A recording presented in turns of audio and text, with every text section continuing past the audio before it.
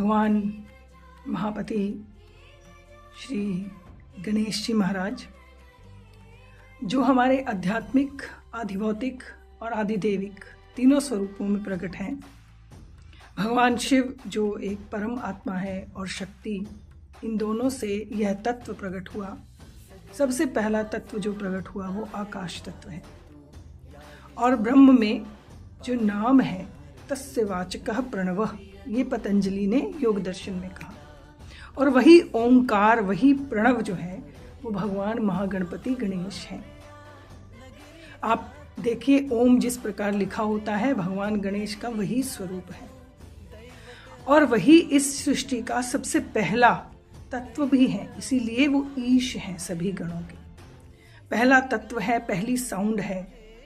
आकाश जो स्वयं ब्रह्म है, वही गणपति हैं। उनके लिए पुराणों में और वेद में, क्योंकि वेद की भाषा को समझने के लिए पुराणों की रचना की गई, कहानियों की रचना की गई, इतिहास की रचना की गई और बहुत सारी कथाएं हैं जिसके बारे में हम आगे अपनी और बात करेंगे, चर्चा करेंगे कि किसी किसी पुराण में कुछ लिखा है, किसी पुराण में कुछ, कई प्रकार की कथाएं हैं। क्यों गणपति को बिठाया जाता है और क्यों विसर्जन किया जाता है। आपको सबसे पहले ये समझना है कि उस परम आत्मा और परम शक्ति से जो तत्व बना और उसमें ब्लेसिंग किसकी है, आशीर्वाद किसका है, कहा उस परम प्रेम का। ये तीनों ब्रह्म के अलग अलग स्वरूप हैं और तीनों ब्रह्म के स्वरूपों को आप समझेंगे तो उसमें भगवान गणपति, महागणपति भी ब्रह्म ही स्वरूप है।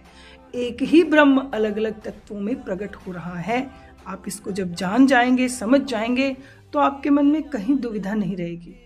तो गणपति की पूजा कीजिए, आराधना कीजिए और कथा के माध्यम से वेद को समझने का प्रयास कीजिए। ओम गण गणपते नमः। ईश्वर हे गजा